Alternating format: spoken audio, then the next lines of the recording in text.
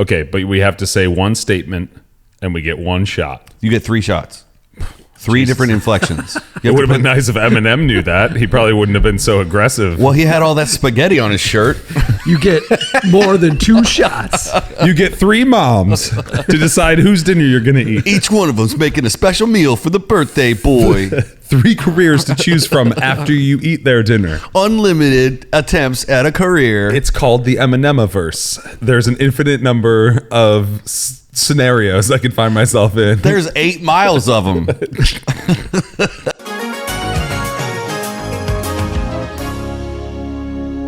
Welcome back to the Isaac Abrams Show, everybody. I'm your host, Isaac Abrams. Today's co-host, not guest, but special, very special co-host, guesty type folks, Alex Sivers and Nick Piatt.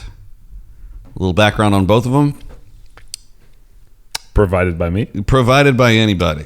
Please provide background on both of us. I'm just a guy. I've known Isaac for 18 years. 18 years, I think. Yep. Yeah.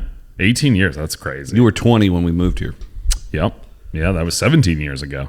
I'd known you for about 9 minutes before we decided to move to a whole other state together. We met in a truck stop bathroom. We don't need to go to the origin story. Yeah. He's still wearing the same hat. You gave this hat to me. I did, right? I was like, hey man, you want a hat for that?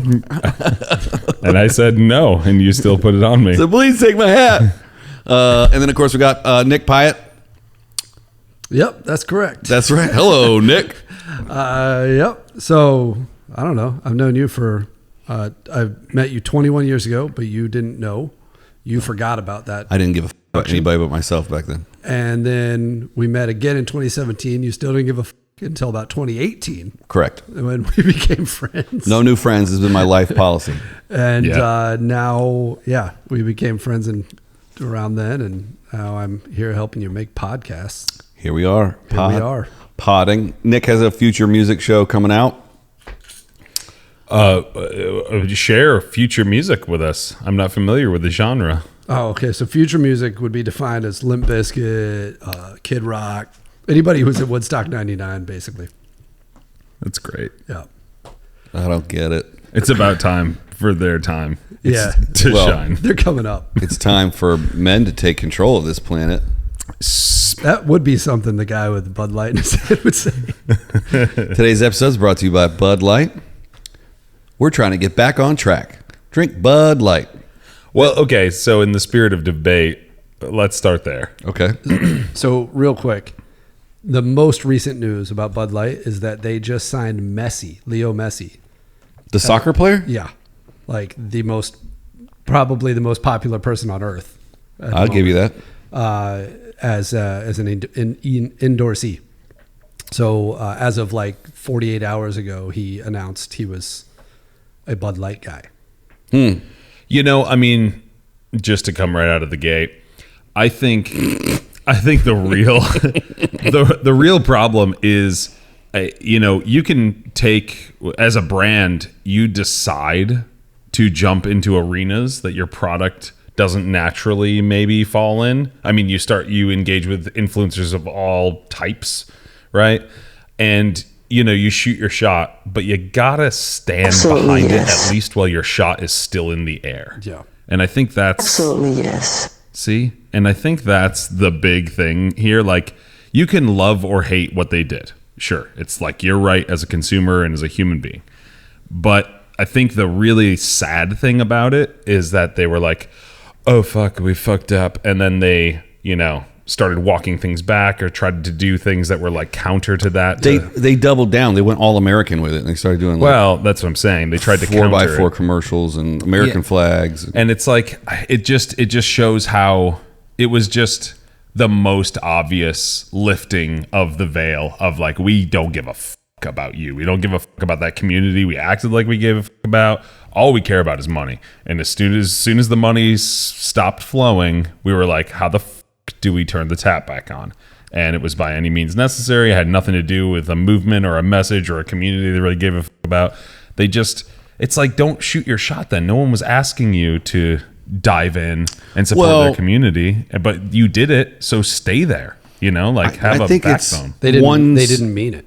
It's just obvious they didn't mean it. Right. They definitely didn't mean it, and it's just one inclusive person in the marketing department that was probably not very high. That was like, oh, let's try and reach out to this community. Are you suggesting they should have gotten high first? Yeah, Bud Light should have weed in it. That's actually probably not a bad idea. I heard they invested in marijuana. Yeah. I heard that like Anheuser-Busch made a big investment. It's just like Marlboro bought up a ton of like they licensed out the green pack. And the vapings were really Philip Morris got deep into the vapes. Yeah, I think that's who owns all these little vape companies anyway. Probably. It's a conspiracy. We're agreeing more than we should. That's true. I mean, well, it was the first debate. Sometimes people just show up to the podium. They're like, no, he's right. Okay, how about this? Let's challenge each other a little bit. If you're at a bar and someone's drinking a Bud Light, are you going to say some stupid ass comment? Nope. It doesn't even occur to me. Because I have been at beach parties this summer and I've had a Bud Light and people are like, huh. It's the one opportunity for unfunny people to make a stupid joke. There's no shortage of opportunities for unfunny people to decide they're funny all of a sudden. I had a similar thing. I was playing a show. I play in a 90s rock cover band, as you know. And it was like some party that we were playing. There's probably like 300 or 400 people there. And my buddy's dad was there. And I was like, hey, can I grab you a beer in between sets? And he was like, yeah, Bud Light. And I was like, cool. And I just got 2 of them because I was like, I don't want to order 2 different kinds of beer. And I walked back and walked on stage with the beer. And then someone was like, Bud Light, huh? And I was like, yep, drinking beer. That's it. Yeah. Yes, I am. I mean, look, it's a reminder to brands, that people are not the thing they drink. They are not the thing that they buy. Like people always say, vote with your dollars. And sure, if you want to, but also just buy shit that you just like the color of that day. You know what I mean? It can be for no fucking other reason. Where are you at on it, Nick? Yeah. I don't know. I obviously it's just bullshit that they went there and then backtracked because they didn't mean it. It was totally it was bullshit that they even attempted it. What is it that they didn't mean when you say they didn't mean it? You mean they didn't mean any sort of support of the trans community to begin with. So they put a trans person on a Bud Light. They basically found out after the fact, some of the executives went, okay, cool, LGBT. They probably went, yeah, it's June, sure. Mm-hmm. Right. And then no one paid attention to the fact that it was a trans influencer that was going to get attention. And when it got attention in the wrong way because everyone started calling Bud Light trans positive or whatever it was. No, use the slurs. Kid Rock. What exactly were they saying, Nick? I don't know. But actually, I can tell you this. Oh, boy, here we go. Messi signed, with Bud Light the other day. And to your point about there being no shortage of idiots making jokes, the comments were full of, whoa, Messi's gay now? Cannot wait to clip that. That's. I mean, he did a pretty good job acting out as if it was a thought he was just having in that moment. Now I need you to say the hard F real quick, just so I can button this thing up. Just to put a button on it. Yeah. Could you just? Messi's such a forgetful guy. I'm gonna bleep it and make it sound like you said. Yeah, actually, that'll work pretty well. You put it was an F word with a G in it. I mean, he's getting what, a 1.6 billion or something to play soccer. I mean. Okay, think about how much money Bud Light had to have given him. They weren't trying to get Messi beforehand, but they needed the biggest, most godlike warrior on earth to save them right now. Okay, but they got him. Would you not say, and this is just out of the top of my ass, would you not say that most of Messi's fan base are Spanish speakers? I honestly don't know. Do you think he's an international celebrity?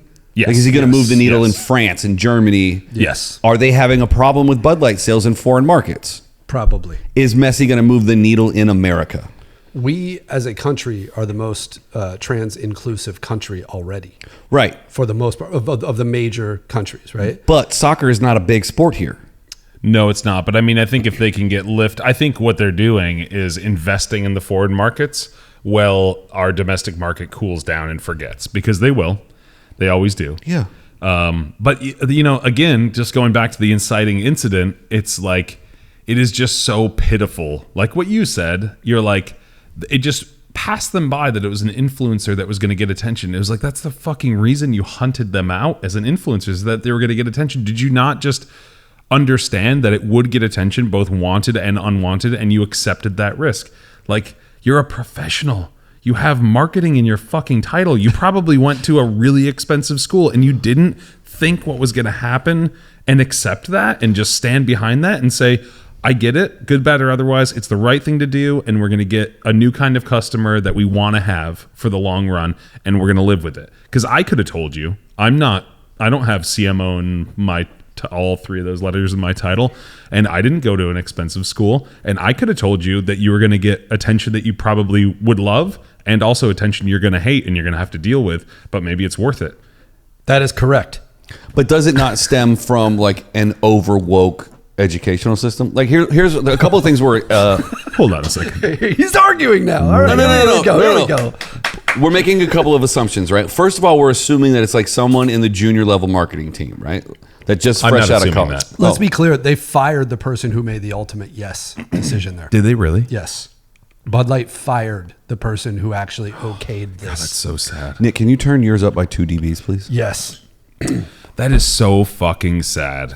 I mean, Now, was it the person that ultimately said yes, or the person that's their the boss? thing- nothing No, happens without multiple people saying yes. No one signs on. I mean, I know that it's like relatively low stakes. It's not like a Super Bowl commercial for Bud Light where like, probably 60 people it has to cross their desk. But even something as innocuous as like, hey, we're going to put, I don't know, 2.5 million behind 20 different influencers. And it wasn't that, but let's say it was that. And It was that. Yeah. But like more than one person covers that budget. They had to do ad spend of some sort. They had to get time on the social media channel. So whoever manages the channels knows that this is happening, knows exactly what you're posting. Like it's impossible for them to do something where 20, 40, 100 people don't at least see it. And But through that was chain it- of command, there's a handful of stakeholders. Do we know that it was a national spot? Did they put, No. Was it a wasn't. regional thing? It was a social thing, as far as I know. For what I saw, it was just a social thing. It was branded It on was a the- sponsored post. You could see his face on the can. There, Her. excuse me. I'm still learning. That was a mistake. You should, for your own good, you should edit that out. You're such a forgetful guy. I'm a very forgetful guy. I'm also 43 years old, and I did not grow up having to change pronouns. So Jesus taught you to say whatever you wanted. I mean, well, just so we take a tangent on that for a moment. The reality, no reasonable person would ever say that you should get that right on the first try. you have glitter on your mouth. I think it's suds. You literally have a glitter. I think it's sports. There's some sports on my lip. I think I got some sports on my lip. Doo-doo-doo. Oh, it's because the Modelo foil. Anyway, the point I'm trying to make here And is that's why I stick with Bud Light. no reasonable person would ever, it's just like if you met me for the first time. This is the best analogy I could give. What's Nick laughing at? It would have been way funnier if you Very had nice. glitter on your lip, and that was an argument Sivers decided to go with through the Bud Light. Yeah. nice. Or, my you got boy. glitter on your lip, boy. Or we both have glitter on our lips because we That's had my boy. we had some forgetful engagement right before the camera started to roll. Oh my god, that soundboard needs to fucking die. Yeah, I did. Well, just back to your on your face. dead naming of or dead gendering. Okay. Not all of us have the misgendering. same level of experience as you do. Okay, fair enough. But no reasonable person would ever say, it would be like if we just met. You just moved it into and- your beard. Great. And if you introduced me to Nick as Alex, and I was like, hey, Nick, I actually like to be called Al. And I just said it with all seriousness. And then Yeah. if Nick was like, no, your name's fucking Alex, bro, I'd be like, can we not hang out with Nick anymore? That's a great point. Okay, but how about this? It's It's just Counterpoint. courteous. Yeah. Counterpoint. What if every once in a while he just slipped and he was like, "Hey, Al, shit, sorry, man, Alex." Yeah, I'd be like, totally cool, man. Right. He's still learning the nomenclature. Yeah. Right. That's what just happened to me. But yes, exactly. And yes. every trans person I know is totally okay with a slip and hey, sorry. Yeah, totally. Yeah. Yeah. Like I've got a friend that is non-binary, and they have no problem if I accidentally slip up and say the wrong thing and then just go, oh, sorry. Yeah. Yeah. Totally cool. Still learning. Yeah. And most of the time I just call them dude anyway, just like I would call anybody dude. Bro. Yeah. It points to a really interesting thing in our society and culture, which is shame. The thing that you feel when you misgender someone is not foolishness. It's not bigotry. It is shame. That's what you feel. And I disagree. Oh, no. It is just a fact. I mean, people react very differently to shame. Some people say, fuck you for making me feel shame. And that's when they're like, I actually kind of feel bad for doing that, but I feel so, the idea and the feeling of shame fucks me up so much, I'm going to throw it back on you and say, well, fuck you for making my life hard, for making things complicated for me and making me feel shame. It's the worst emotion, the worst human emotion you can feel. The best example you see of that exact thing is when you watch a car accident happen. Someone rear ends someone. The person whose fault it is almost always gets out angry and blaming the other person. But it is absolutely their fault. Absolutely the truth. And then they double down and make it worse by insulting them or blaming them and trying to argue about it. It's such like I've actually like watched that go down and go, why is that person freaking out? It was their fault. Because they're ashamed. Right. I agree with Nick. I disagree with you. Al I was agreeing or with Alex. I was agreeing with Alexander here. Fine, but I agree with your point. But I don't think that every single person that says someone's name wrong feels shame, unless we're paralleling shame and embarrassment. Well, I think they're tied. You know. When you feel embarrassed, you feel shame? I mean, I guess we couldn't lay out the billions of times you could feel embarrassed and cross-section those with shame and try to Venn diagram this together to say that they are inextricably tied, but I do think that they are very tied. Now you're just flexing big words. Is shame and embarrassment synonymous? Is it in the fucking dictionary? What's the other word for dictionary when words are the same? Thesaurus. Thank you. I heard a funny joke Nick's about just that. here for the laugh track, dude. Aliens, do they exist? Oh, well, who wants to say no? Because I'll disagree with you. I mean, there's like just strict probability. If you pop the definition of probability up here, aliens exist. I mean, Tom they do. DeLonge wrote a song about it 20 years ago. Well, that's all the proof you need. Yep. Can you guys ring up Tom DeLonge? He'll know the answer. We could call folks on this her phone on the Bluetooth. Does anyone have Tom DeLonge's number? I mean, if you called Tom DeLonge and said, "Hey Tom, I'm sorry to bother you. This will just take a second. Are aliens real?" I mean, He might give you an hour worth of conversation there. Yeah, I don't listen. I believe in aliens enough to not want to talk to Tom DeLonge about it for an hour. I just put on Adam's song and I stare at the stars. I mean, listen. If that's the only way that I could get to Tom DeLonge to talk about Blink-182 is through aliens, I would do it. Sorry. The only way you could talk to Tom DeLonge is through aliens. That's a really interesting idea. Like, 'cause Tom DeLonge is pretty accessible. He's probably like somewhere in California, like in the state we live in. But instead of finding him in California, you go out Of the to planet. the outer reaches, beyond the thermosphere, And invent and you a UAP. No. You're like 25,000 steps in the making. We have to travel like 20 something light years to find another planet that is, in the Goldilocks zone. We find those aliens and we say, look, Tom won't answer my calls. Could you hop in the spaceship with me? I think he'll talk to you. And by the time you return, the Earth is 70,000 years old. Well, Tom DeLonge's And there's just memories. statues of Tom DeLonge.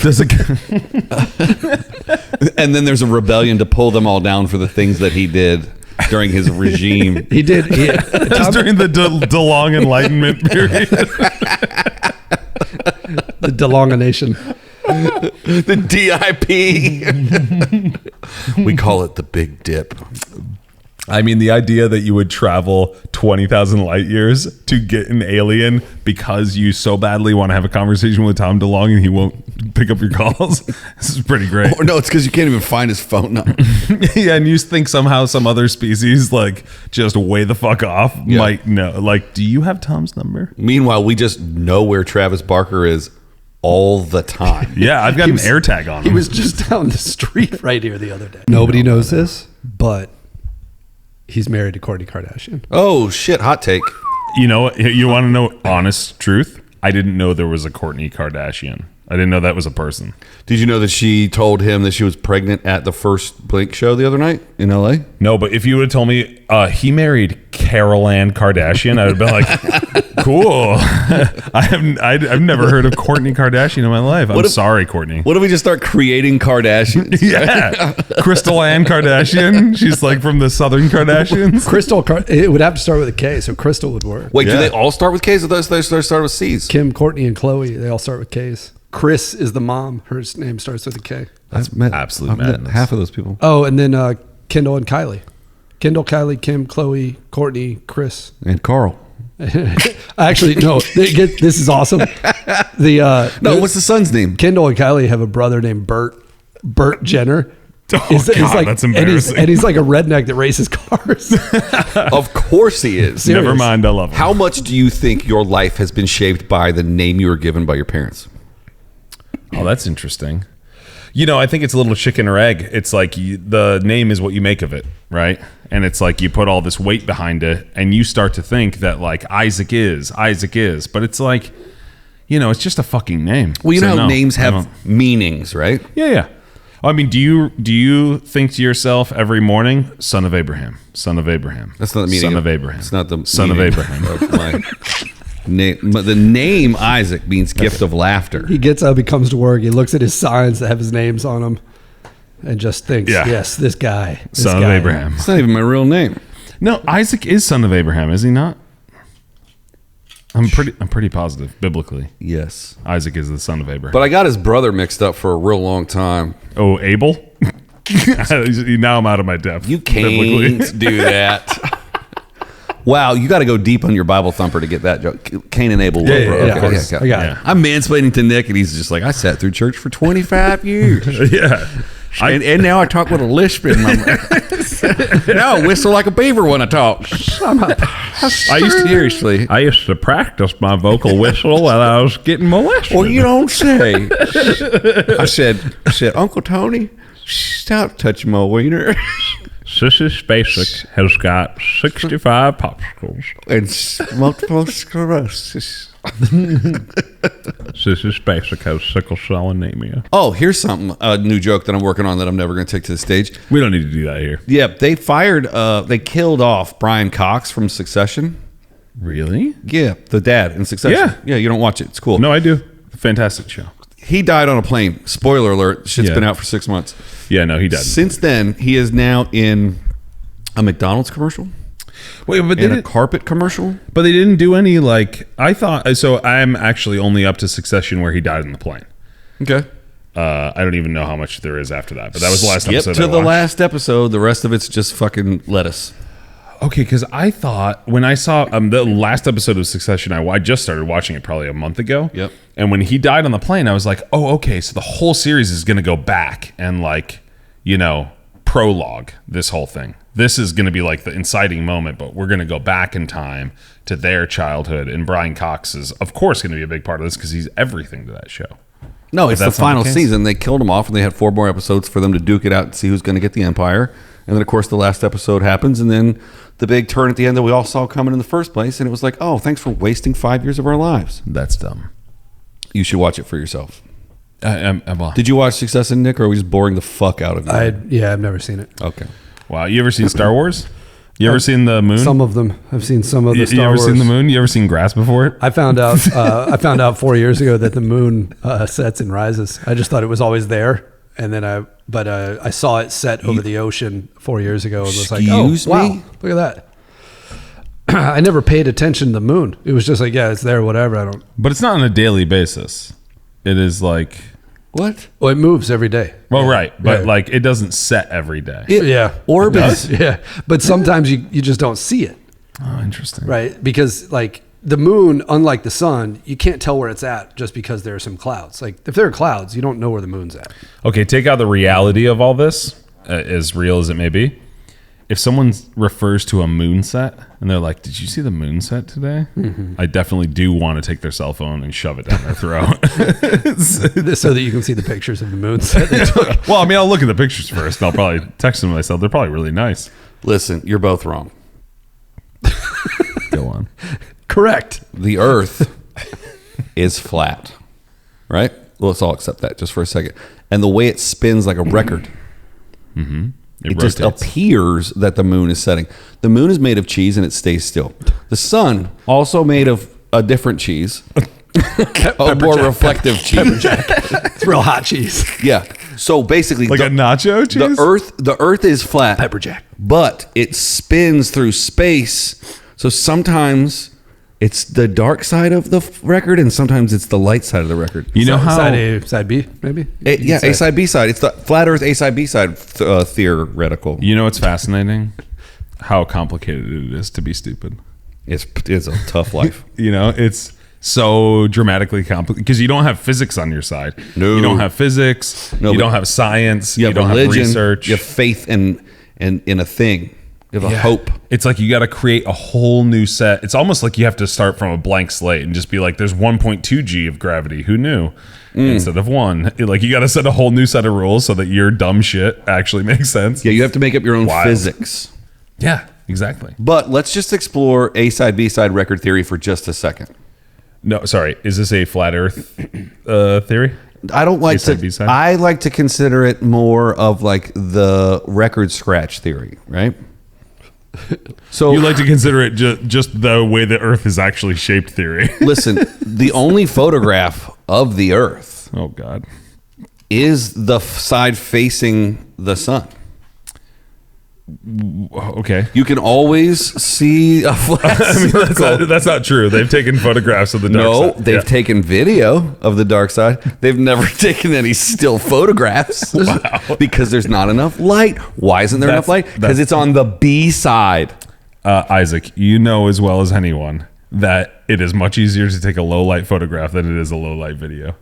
That's not true. It is true. Nope. It is true. Nope. The light gathering ability of one shutter click versus 24 shutter clicks per Bro, second. what are you talking about? I'm talking about the science of film. Okay, Something well- that I know you have to have some familiarity One with. of us is a photographer.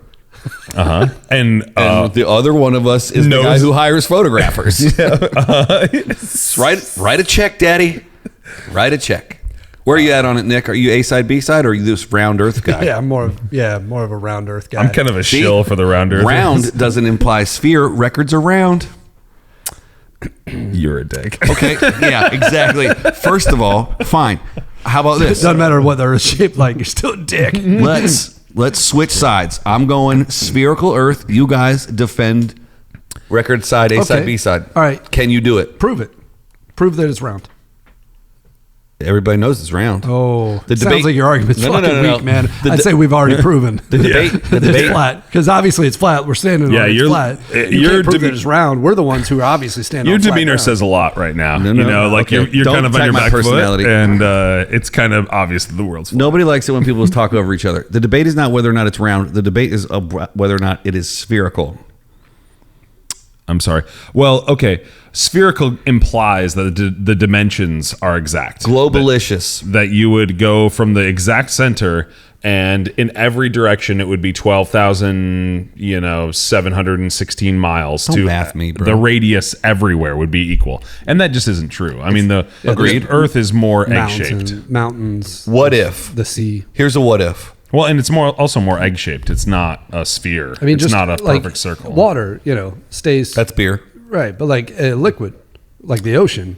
Obviously, you can't have it be upside down. You can't have the ocean made out of beer either. Yeah, the water would just fall out, so it's obviously flat. Okay, fair. That's a good point. But what about if the Earth? What if we meet in the middle? What if it's not necessarily Earth? Yes. And what if it's not necessarily flat like a record, but what if it's also not globally spherical? What if when you take a picture of the Earth from the moon, the atmosphere refracts the light and makes it appear to Like be it's bent. Like, yes. That's interesting. What if it's really like Nick's oblong face? Okay, can I share something with you? Like a Australian rules football. Rugby. Those are two distinctly different sports. No, they're not.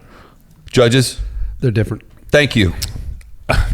Okay. In your fucking face. Here's the thing. I don't give a fuck. The one thing I know about sports Okay. is that there's a difference between rugby and Australian rules football. There's no one cares. I can just promise you that. The Take a 15 poll. people that Take live a poll. The 15 people that live in Australia care, Yeah, well, they're all convicts. and all three of them play. Okay, Both so sports. here's the deal. I really loved this. There was a photographer that I knew that I really respected, very smart guy. Thank you. And he one night when Used we to were take at a pictures of party, the dark side of the moon. he like 12 years ago. Do you feel like he, Al's just talking and we're just chiming in sometimes? Yeah, exactly. He presented to me the idea of flat Earth. This was like 12 years ago. And he was a I was like, photographer. that's insane. And he was like, why is it insane? I was like, well, because we know that the Earth is round. He's like, have you done the calculations? Did you run from Athens to Marathon? Did you see the light go down the whole of that? That's how they figured out the Earth was round spherical, by the way. Didn't they fucking sail around it? Well, sure, but that was like the first indication was like the light shined directly above this well and then directly above this well 26 miles away. And they were like, how could that be? Well, it could only be because there's a curvature to the Earth. And then that kind of started Copernican theory and all these things. I might be wrong about some of that, but not most of it. Next week's episode will have someone much dumber than Sivers sitting in that chair. The interesting thing that he said to me was, have you done that run? Have you done the calculations? Have you done the science? And I was like, well, no. And he was like, he was like, this is the whole idea of flat earth theory is unless you know the science, like you know the back of your hand, you should question everything. And I was like, well, that's kind of interesting. Okay, I'll take that. The problem, I don't know. That's like the problem with that. There's a million problems with that. Like that's like saying, like, you know, that's you're supposed to have faith that this I don't know anyone who died from AIDS, so I'm gonna freely get it. Right, but he can't. He can't prove that it's flat either. Of course. The interesting thing that he said was, it's not about the Earth being flat. It's about we don't know. And I was like, well, but we do. But I also kind of like. We ran into a bunch of this shit with COVID too, where it was like, hey, did you do your own research? Right. And that shit bothers me. Because if you look hard enough into the internet, you will find the answer that you're looking for. Mm-hmm. Or this one, what is the incentive for anyone to lie, for groups of people who potentially know the science, to lie about it being around Earth? I mean, what is the incentive to like, I don't disagree. Guys, like, let's all get together and make everyone believe it's around Earth. Well, like, what do they get out of that?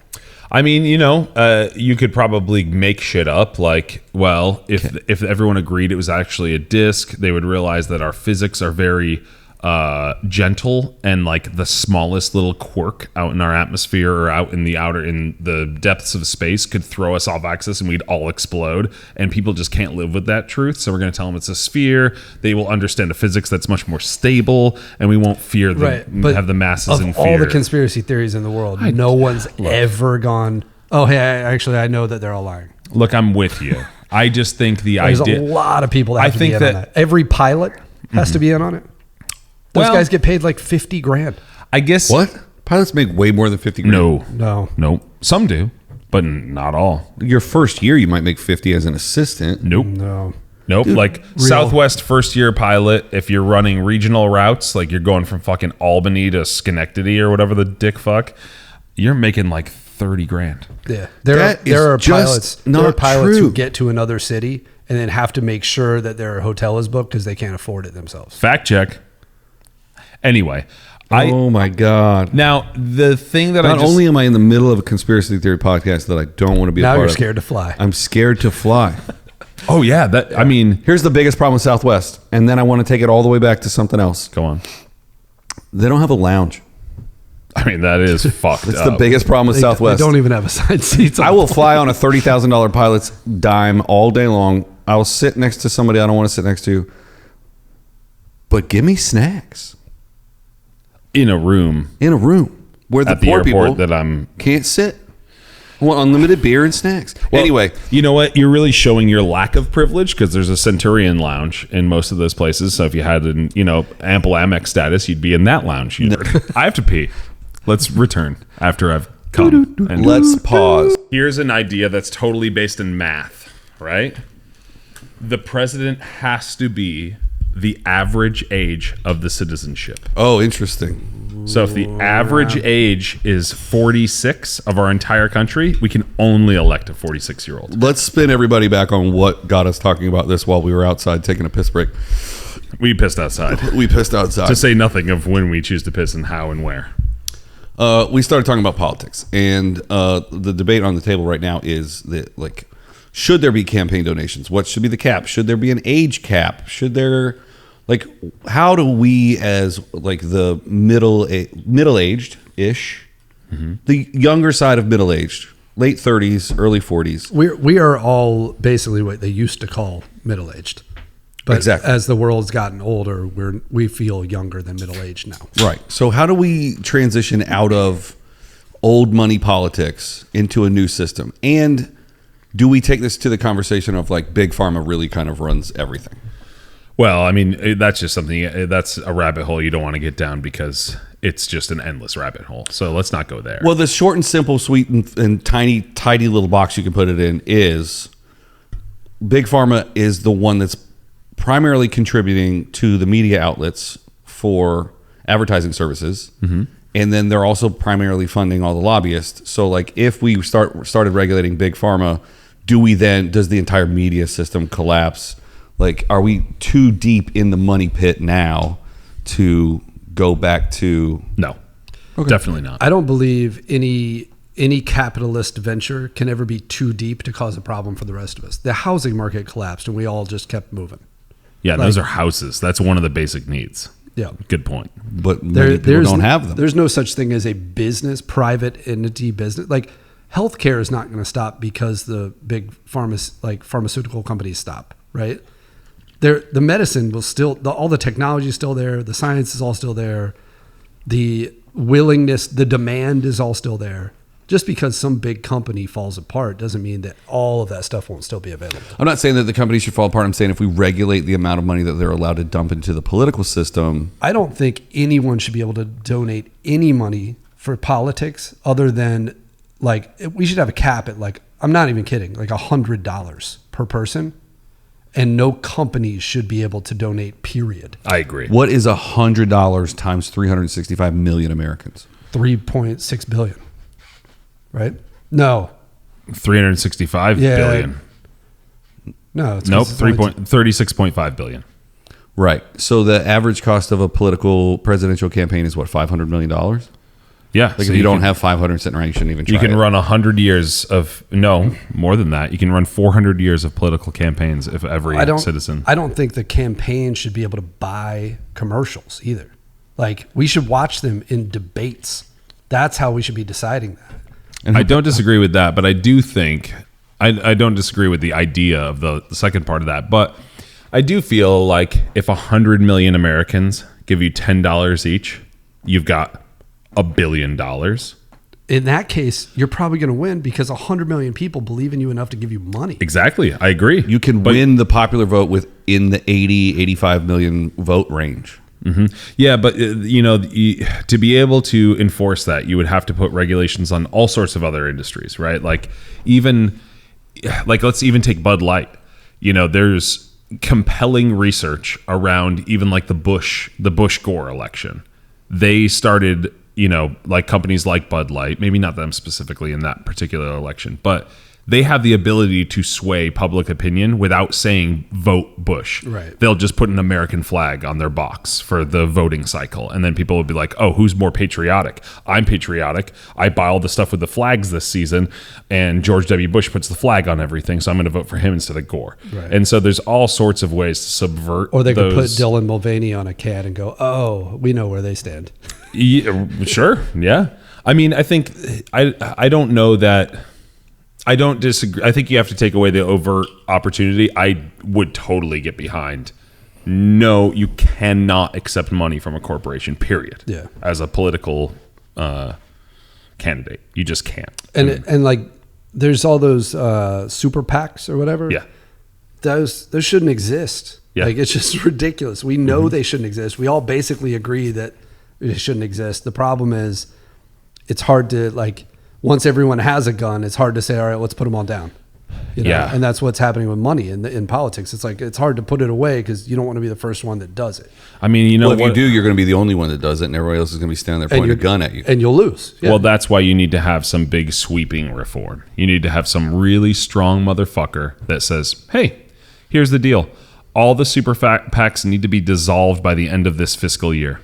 And all of that money is going to be taxed at 44%, and it needs to be disseminated back to the contributors or at no tax, or It gets to be disseminated this year, and then it's fucking over. And that Is that legal to do? For sure it is. That exact sentiment is why so many people got behind Trump with the whole drain the swamp thing. It's like, I'm going to go in and change everything because I'm an outsider. Of course, he didn't do that. It just got worse. Yeah. You know, he doubled down on the like ridiculousness. But that was part of why he got elected, was so many people were watching this going, this isn't real anymore. We're watching some sort of cartoon of politics. Yeah. And I mean, it's, you know, our corporations, they're powerful. They're wealthy. They're powerful. They already have an outsized grip on culture, which has the ability to, you know, covertly push people in different directions. We at least just shouldn't let them overtly do it. It's like you can shoot a bullet in the air with the hopes that it's going to hit that guy over there. We have to accept that, I suppose, as an analogy. But you can't point the gun right fucking at them. We have to draw the line there. And that's what super PACs do. And that's what donations, corporate donations to political figures do. Is it just like, yeah, you can just shoot them right in the face. We'll look the other way. Right. But I think there's an inherent level of things that like every American can agree on. And yet I think they put things in our face to divide us so that we don't start agreeing on things. Absolutely. We have the top 5 conversations every single political cycle. And there's a division of single issue voters that are like, I don't care about this other 4 things that are going to cost me money. This one thing that I believe, I can't let that happen. A moderate citizenry will get you reasonable politics, and that is not what people want. I have that tattooed on my lower back. You don't moderate get citizenry. You don't get. That's what kind of slut I am. It's tattooed right over my butterfly. I take that back, just because the placement of your tattoo has nothing to do with your willingness to do or not. Don't wake up on me now, Sivers. Stay asleep. Stay woke. Wait, no. Whatever. You know what I mean? Yeah, no, you mean what I said. But yeah, yeah, I think it's a very complicated thing, but it also could be pretty fucking simple. If someone with just a backbone came in and said, this isn't right, everyone would say, yeah, I agree. This is fucked. Do you know what I think is the most egregious thing, crossover from a satirical political movie into popular culture is? I think we've talked about this before, Nick. In the movie Idiocracy. Don't even. Okay, fine. You know where I'm going with this? Oh, yeah. President Hector Mountain Dew Camacho. Yes. Yeah. When they were in pre-production for Idiocracy. Oh, I know what you're talking about. This is the Crocs story. Yeah. They wanted a shoe that was so ridiculous they didn't think anyone was going to wear it. Mm-hmm. And Crocs was just invented, and Crocs donated like 500 or 600 or 1,000 pairs of Crocs. Everyone in Idiocracy wears Crocs. Mm-hmm. And now we all wear Crocs. Yeah. Mike Judge was the director of that movie. He was like, oh, that'll never become popular. It's ridiculous. I mean, he didn't put them on. They're pretty comfortable with socks. Crocs with socks. I mean, it's gross. What if that was the name of this podcast? You know what? Okay, let's stick on the Crocs thing for a second. I think, the name? we go through these, bell curves as humanity, especially when it comes to things like fashion, right? It's like we fade in, we fade out.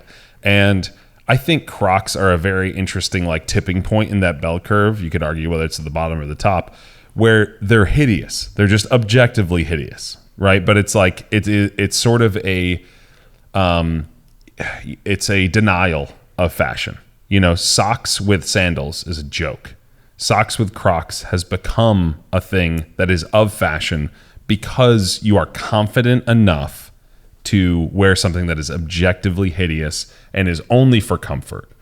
And it's like sweatpants. It's like, in maybe the 90s, like late 90s, when people were wearing like sweatpants and hoodies and shit to school, or like and one shorts, it was like, I'm cool enough that I don't have to care about fashion. And Crocs is just one of those things that seeps into the zeitgeist. Counterculture. Yeah. Uggs were a thing like that, in like the early aughts. Uggs came out, and it was like they're literally named for how ugly they are. And people were like, but they're comfortable as fuck. No denying that. And so it was like counter fashion. So it's form over function, function over form? I would even suggest, I would even take out my whole argument of comfort, and I would just say it is a statement of counter fashion. Much like your hat. I mean, like, think about the the conversations that people have, like Gen Z, for it, just to, make a point, would say like, if you post a bunch of pictures on Instagram of you, a bunch of selfies of you, you're fucking trying hard. It's fucking gross. It's fucking lame. And as soon as that sentiment started to become a more popular sentiment, even if it was maybe sort of fringy, the approach to fashion of you're trying too fucking hard, socks with Crocs, no selfies on my Instagram. It's part of the same movement. Yeah. Once you realize that other people are thinking a certain way, it's hard to then be like, no, you're wrong. Remember when we agreed you were wrong? Like, oh, you're right now. Damn it. Yeah. And it will come back around. It'll find its way back around. People will get, sexual attraction and all these, they come in and out of vogue and all that, all that kind of, it will come back around. Socks and Crocs will be uncool in 2 to 12 years. This brings up an interesting point, because as someone who is attempting to gain influence in the social media realm, sad. It is what it is, but I need to build an audience, right? Yeah. This is what I want to do for a living. I want to entertain people by talking to other people. Sure. And then performing live. But some of that is chasing trends. Like, what's everybody doing on social media right now? They're all doing this fucking challenge. I'll do the challenge, jump on the train, maybe I'll get some eyeballs, maybe I'll get some attention.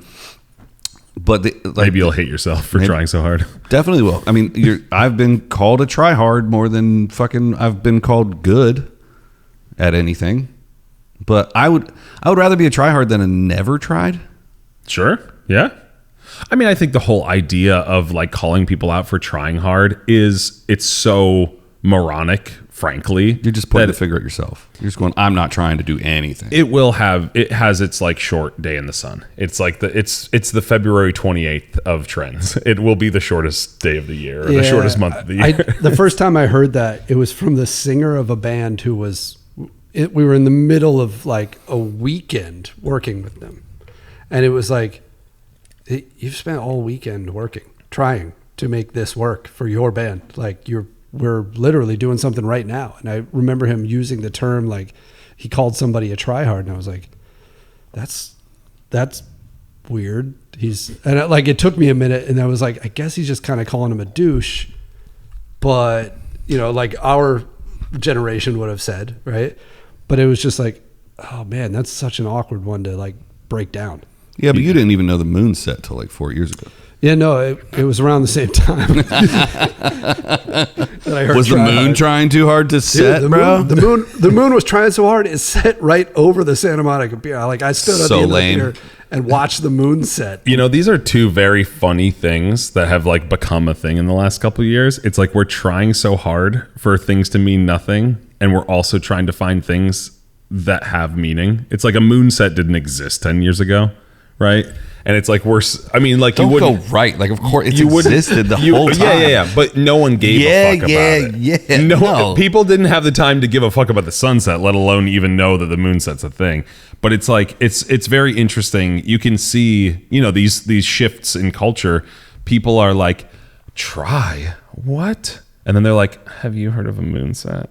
It's like you get called out for trying too hard to do something or be something or make something or whatever it might be.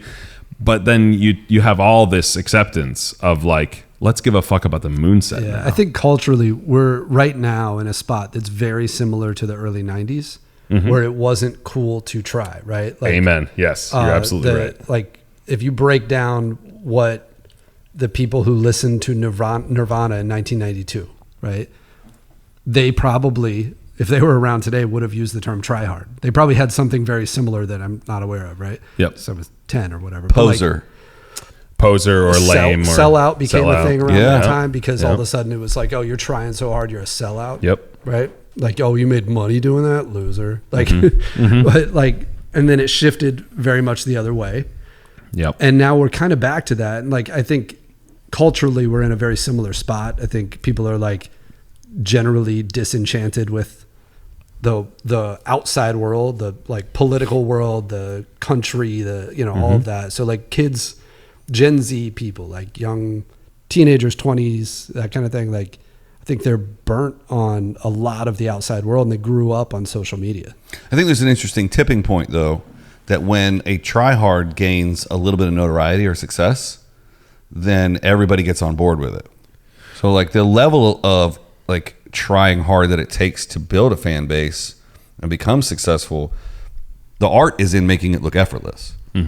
So yeah, but I think what I guess what I'm getting at with the social media thing is like, these are kids who grew up with influencer as a thing, right?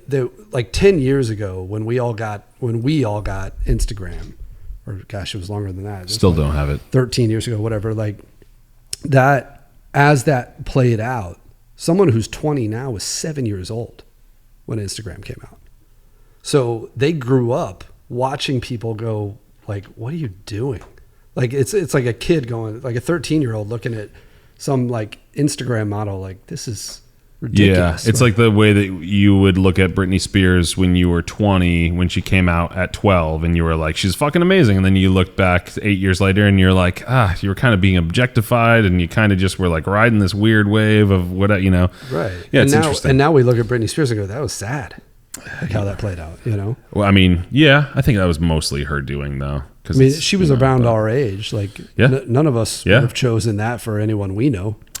Now, That's true. Looking back at it, but at the time, it's like, wow, she's one of the most popular people in the world. Like, We'll move off of this, but I think it is really valuable to look at the 90s and look at now and make comparisons. I think it's also really valuable to look at the war in Iraq and look at, you know, probably Vietnam and look at like what happened after that. We were kind of on like a more elongated timeline than they were in Vietnam, and it was just kind of clearer. It was just a way more fucked up situation, and not that Iraq wasn't, but Vietnam was just a clearly fucked up situation. And there was a revolt against that and against the government and against materialism, and then everyone hung out with their guru for 3 weekends, and by the third weekend they're like, oh, this guy just wants to fuck everyone.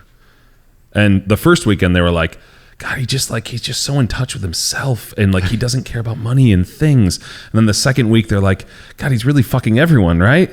But I mean, he still makes some good points, and he just feels so pure. And then by the third week, he's like, he stops saying things that mean anything. I could just hear him saying to the new people that show up the same thing he said to me to intoxicate me. And now he's just fucking them.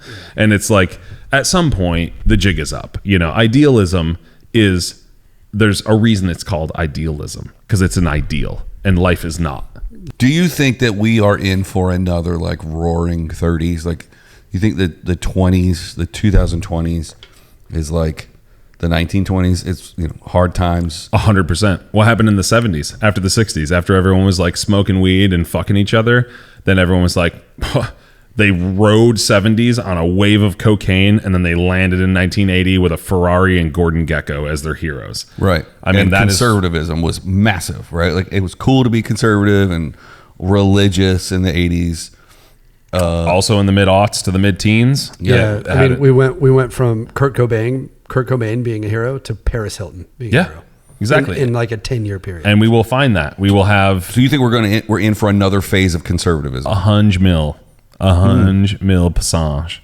What do you think the split was in the 80s? Was it just more heavily publicized because mega churches could afford the airtime and there wasn't social media, so there was a bigger presence of being able to consume media that was religious based in the 80s, which caused... But do you think it was like a 52-48 kind of situation, but it was just more publicized? Because the country's never been like a vastly swayed to like 70-30 one side or the other. Oh no, it's always been pretty like 51-49. Mm-hmm.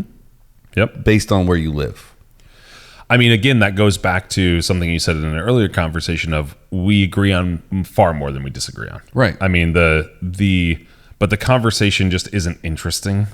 You know, no, it doesn't sell tickets until you get to the fringes, until you get to the edge. The crazy thing, though, and everyone kind of has come around to the realizing this, is that this is the moderate point where fucking 90% of the public live. And then around the ring is like, 2% of the questioning public. And then at the very end of that, there's the same 3% of people that insanely, because it's not a line, it is not a spectrum, it is a circle. And at this end, there's that insane 1% from both sides that basically believe the same thing. Mm-hmm. That want to ban books, but just different books. Yeah, exactly. Right. Yeah. Right. Yeah. They want to ban speech, but just different speech. Right. They want to, bring down authoritarian requirements, but just different ones. And they probably don't even believe that the Earth is round. Okay, full circle. Flat. I should have said flat. Fuck, it would have been way funnier if I said flat. Well, it can still be round and flat. You made that point earlier. You sick fuck. Round things can be flat. You two-dimensional bitch. You fucking two-dimensional shill. I'll take that as a compliment. That's one more dimension than I normally get credit for. Yeah. Yesterday, there was going to be a discussion on Wednesday, 2 days from yesterday now. About tomorrow. And they're going to release some kind of information. Maybe it's even just a modus operandi, a mode of operating. Thank for you. How they... I didn't know. I wasn't sure if you knew Latin or not. Fuck you, dude. They're going to share a way of doing microphonus things. recordus. what are we doing? A dicus cuntus. Already familiaris. Talked about this. No, we didn't. Yes, we did. No, we didn't. Yes, we did. No, we didn't. Roll the tape. We didn't talk. We didn't. It's McDonald's. The thing that I want to talk about around this is, do you think that people deserve the truth, or do you think they deserve safety? I would counter with, what they're debating is whether or not we can yet handle the truth. Yeah, but that's roll it where he says you can't handle the truth. But when you do this with your kids, and not your kids because you don't have children, you're just not don't do that there yet, I suppose. That's the kind way of saying it. The interesting thing around that to me is just thinking about, there are trade-offs in life, and everyone knowing everything is maybe not always the right answer. I agree. Like, here's an easy one. How would your life change if I could tell you the day, time, and how you'll die? Oh, it would change everything. Oh man, it would change literally everything. So I would know when to get to Vegas and how many days I have to gamble and do cocaine. So it would be positive in some way, at least for that last week. I would save up enough to know that I had a week to do like crazy shit in a $10,000 a night hotel. And then you would just like buck the universe and you would die on the way to doing one of those dumb things. Did you guys hear about the guy who found out he was going to die? And so he he was going to commit suicide. And instead he just drove to Mexico and like had sex with hookers for like a month straight and did a bunch of cocaine and decided he wanted to live, and came back and like was like, oh, sorry, I spent all my money, but I want to live now. I did hear about that guy. I mean, here's the thing. I think people that run out of options just aren't aware of all the options, right? Yeah. It's right? True. Yeah. No, I've been recently kicking around the idea of having like a death day. Like I want to choose when I die. But the interesting conversation about someone telling you when you're going to die, if they told you the day you were going to die, would you then make choices that you would have died on that day anyway? Like, would you then take riskier behavior as you get closer and closer to that day? Then all of a sudden you're like, I'm jumping out of a plane for the first time on my last day on Earth. And then your parachute doesn't open. And well, that's kind of weird. This is the Back to the Future complex, right? Because if you go back in time, you can't tell someone what's going to happen, because then that will change the future. What is going to happen? If you tell them what's going to happen, it will no longer happen. You say that like someone who's been back to the future. We don't know that because no one's ever done it. Oh, we know it. It was in a movie in the 80s. Dude. Do you believe you have free will? Do you believe that you could you could jump off this building today? It could be your last day, or it could be the first day of the rest of your life. Do you believe that you have the agency to choose which one of those routes occurs? I do, but I also think I have the intelligence to not jump off the building. No, I'm just saying, do you believe that your life is completely pre-planned and you just think you're making choices, but you in fact are actually not making any choices? It is going to be what it's going to be. It's interesting because I grew up in a faith-based environment that says, like life is predestined, God has a plan for your life, like every step has already been accounted for. Right. And then I have done some crazy weird actions that have also put me into different places where I think I should have been. Like walking away from what I thought was the plan put me back on what seemed to be the right path. That was part of the plan. That's part of the majesty of my plans. Right. So like there is no good argument against that, because everywhere you go, there you are. Yeah, sure. Yes. Well, the good argument against that would be the horrible things he chooses to let happen in that case. Who's he? God. If everything's pre-planned and there's somebody pulling the strings to everything, then he planned like concentration camps. Yeah, it was part of his big plan. He was like, these fuckers don't know he suffering. Kills children with cancer. Like, yeah, that's the argument against pre-planned everything. Okay. Yeah. I mean, also, like all the people that are pissed off about Bud Light, like God did that. That's just God's work. You could blame God for everything. It's fucking God's work. It works in mysterious ways. It's fucking God's work. God wanted that shit to happen. It's the interesting thing to me is that if you go back to like the religious right in America today, they take credit for everything they prayed for. And then anything that hasn't gone their way, they're like, well, we're still praying for that. Well, of course, but it is part of God's plan, and He's looking out for us. Well, do you think God has a plan? No, I think people have. I think no, fucking not. What? A Just plan? call me a moron. What do you think? He's got 7.8 billion plans just playing out right now. No, he doesn't have a plan. He is not a thing. She is not a thing. There ain't no fucking single entity. But what just ain't what it is, bruh. What if God was one of us? You mean Thank you. like he was a slob? No, he was Joan Osborne specifically. What if he was a stranger on a bus? What if you got on a bus and just inquired with every single stranger and just wanted to check and see if they're God? Are you God? What if someone who like claimed to be the Messiah that we wrote off as being crazy was just actually the Messiah? That's part of the plan, bro. That is part of the story, is that he'll come back as like a peasant and Yeah, and right? you will not know me, and so you treat everyone as if they're God. I mean, that's the whole story that they wrote when people were like, butt fucking sheep and drinking all day. I mean, that was the reason that that this book was written, was because they did not want people or any religious text. They don't want people at the whim of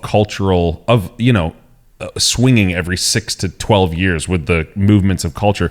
People are the same. Like when you listen to recordings from the early 1900s, people bullshit the way that we bullshit today. They use a different vernacular, but people are the fucking same. People were the same 2,000 years ago. And 2,000 years ago, when it was hard to get caught stealing or caught butt fucking a sheep, people were doing it. And they were like, how the fuck do we get people to stop butt fucking sheep? We can't. If we elect people to keep people from stop butt fucking the sheep, those people will be sheep butt fuckers. We just know that they will be. Every time I put someone there to guard the sheep, they end up fucking the sheep. And the only thing they could do... You would clip so much better if you made your points just a little shorter. The only thing they could do was What a great clip about butt fucking sheep. Give That's you 4 minutes long. They have to give you something to be afraid of. They have to give Who you is something that they? is omniscient and omnipotent. The fucking So there's a they, Caesar. but there's not a God. Caesar. Okay, render it out, bud. Yeah. Well, I did. Okay, so how about this? It's highly shifting for Caesarean. just a second. Yeah, go on. Let's take it all back and let's not take it all back. Listen, sassy pants. If you're just listening on audio, I was waving my hand like a Bud Light drinker. So this makes me think, growing up religious and then now having this conversation and then always being able to like put my mind to something and achieve it, that makes me feel like more and more and more that we're just in a simulation. Yeah, I mean, it's possible. I give more credence to a simulation than I would something being planned out by some higher power. I'm not saying it's impossible. I'm just saying it's very improbable. I give my credence to Clearwater. There's going to be a revival. And if there is, you'll be glad you gave him your credence. You just don't lead them so far. Oh, God, that's the worst. That's the worst. How do you do it? How do I do what? Yeah. The women and the children. You just don't lead them so far. I'm just going to put the clip in instead of having to suffer through watching you ever do that again. God, that's one of the most fucked up things to ever be shot before 1980. I don't think so. Clockwork Orange came out before then. No, that's not that fucked up. And it came out in the 90s. Clockwork Orange doesn't even touch Full Metal Jacket in terms of being fucked up. It doesn't even touch it. This was the trial run of Are You Serious? Featuring Alex Sivers and Nick Piatt. I am one of your hosts, Isaac Abrams.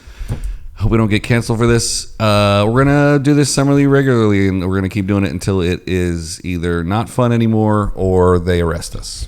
I mean, definitely send this to me before you make it live. Now, I'll send you a private link, and then you have to watch it Wednesday night because it's going live Thursday. Done deal. We'll do. All right. Thanks for watching, everybody. We'll see you next time.